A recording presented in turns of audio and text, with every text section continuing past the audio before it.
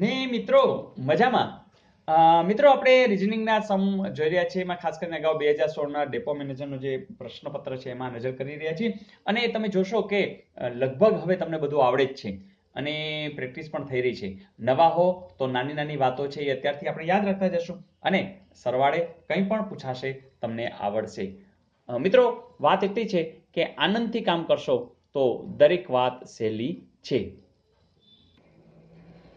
જેમ કે દરેક પરીક્ષાની અંદર લોહીના સંબંધને આધારિત પ્રશ્નો હોય છે. અને એક વખત તમને જો અમે શોર્ટકટ આપી છે જોઈ લેશો ને તો તમામ પ્રશ્નો કોઈ પણ પ્રશ્ન પૂછે જે મેં બનાવેલી ટ્રીક છે એનો તમે ઉપયોગ કરજો, ક્યાંય વાંધો નહીં આવે.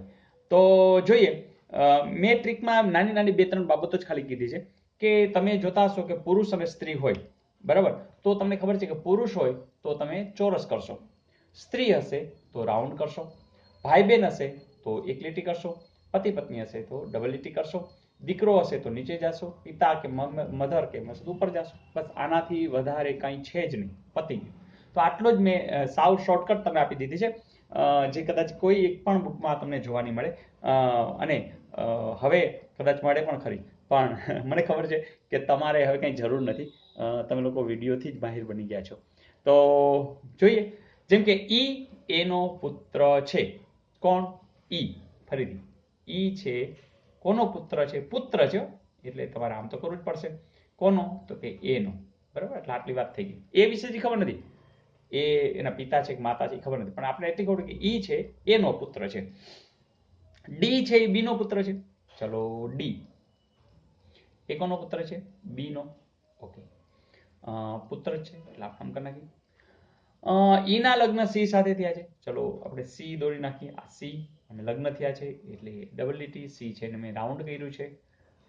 આગળ સી છે એ બી ની પુત્રી છે.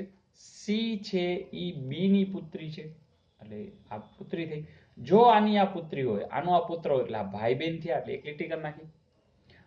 સી એ બી ની પુત્રી છે તો ઈ નો ડી સાથે સંબંધ, એટલે કે આનો નાનો સંબંધ શોધવાનો છે. મિત્રો કયો છે કે આના આ બેન અને આ બેનના મિસ્ટર, તો બંને કહેવાય કે ન કહેવાય? બસ કામ પતી ગયું. આટલું છે. તો હવે કંઈ પણ પૂછે તો તમને આવડે એવું નથી, કંઈ પણ પૂછે. આને શું થાય તો આના બહુ બેઠા થાય, બરાબર. આને સાસુ હશે કે સસરા, તો એમાં તમે એવું પણ લખી શકે કે ચોક્કસ કહી શકાય નહીં, કારણ કે એ વિશે ક્લિયરિટી આપી જ નથી. પુત્ર છે એટલે માતા પણ હોઈ શકે, પિતા પણ હોઈ શકે.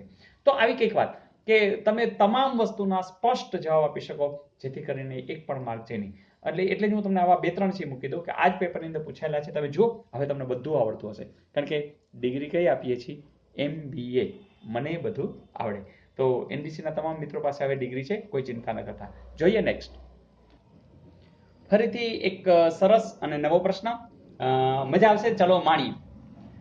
એક વ્યક્તિ તરફ આંગળી ચીંધી દીપકે કહ્યું, તેના એકમાત્ર ભાઈ મારી પુત્રીના પિતાના પિતા છે. તો તે વ્યક્તિનો દીપકથી શું સંબંધ છે? મિત્રો જો, એક વ્યક્તિ તરફ આંગળી ચીંધી, બરાબર, એટલે ધારો કે આ વ્યક્તિ ઉપર આંગળી ચીંધી, બરાબર, એટલે આપણે અમસ્ત આવું કરી. એક વસ્તુ યાદ રહી કે વ્યક્તિમાં અહીંયા પુરુષ પણ હોઈ શકે, સ્ત્રી પણ હોઈ શકે. પણ આપણે જોઈએ, એક વ્યક્તિ તરફ આંગળી ચીંધી દીપકે કહ્યું, એટલે દીપક એમ બોલ્યા કે તેના એકમાત્ર ભાઈ, એટલે આના એકમાત્ર ભાઈ, તેના એકમાત્ર ભાઈ મારી પુત્રી, જો સમજો, તેના એકમાત્ર ભાઈ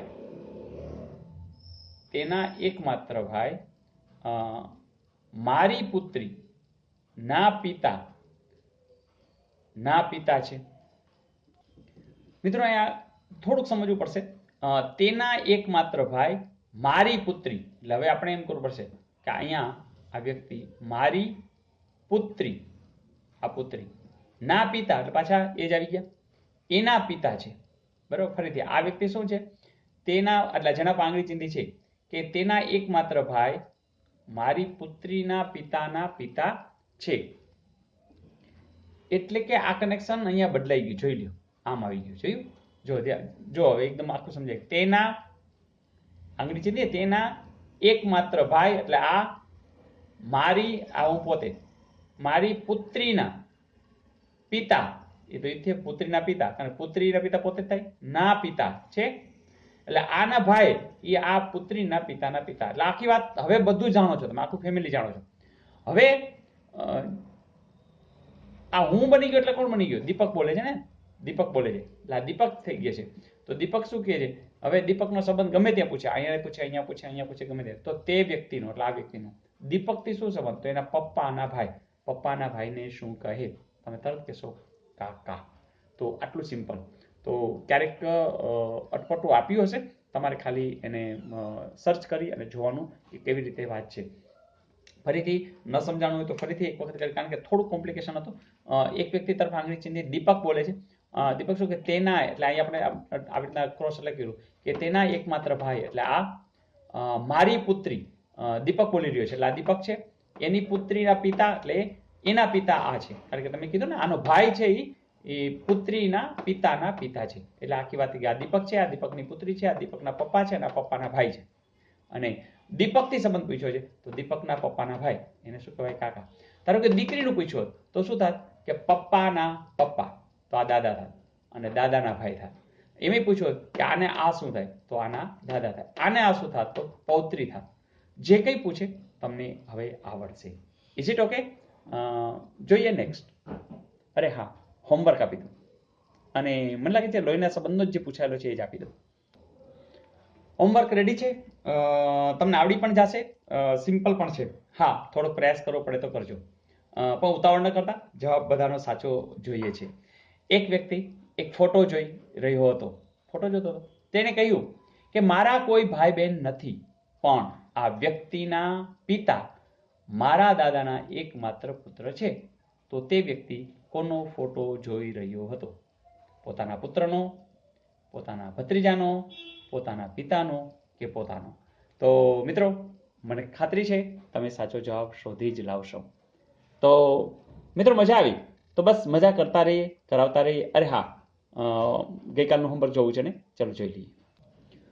હોમવર્કમાં કંઈક આવી શ્રેણી આપી હતી, 7 છે, પછી 34 છે, પછી 43 છે, પછી 46 છે, અને હવે શું આવશે?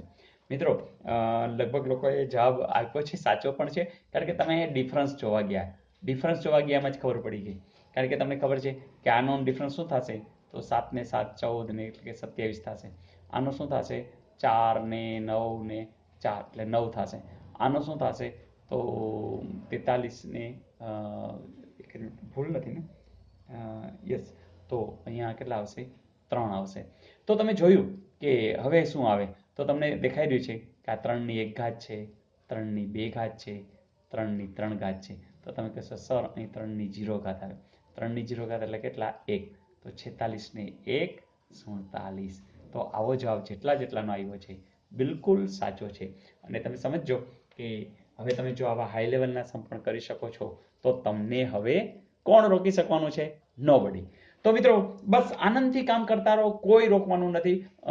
તમારી તાકાત તમે પરીક્ષા ખંડમાં બતાવી શકશો, પણ ચૂપચાપ કામ કર્યા કરો, ઉજાગરા કર્યા કરો, ગણ્યા કરો, બધા જ સમ ગણી લો, અને પછી જુઓ પેપરમાં કેવી મજા આવે છે. તો મજા કરવી છે, આનંદ કરવો છે, હસતા હસતા વર્ગખંડની અંદર રાઉન્ડ કરી જવા છે, અને પછી રિઝલ્ટ વખતે તો આખા કુટુંબને હસાવવા છે, કારણ કે બધાના ચહેરા ઉપર આપણે રોનક જોઈ છે, અને એટલે તો આપણે તૈયારી કરીએ છીએ. તો બસ આનંદથી તૈયારી કરો. Wish you all the best. પરિવાર સાથે છે, અને હા, કેટલાક લોકોને ખબર નથી એને તમે ખબર પાડી જ રહ્યા છો. બસ પાડતા રહો અને બધાને જોડતા રહો. આવજો.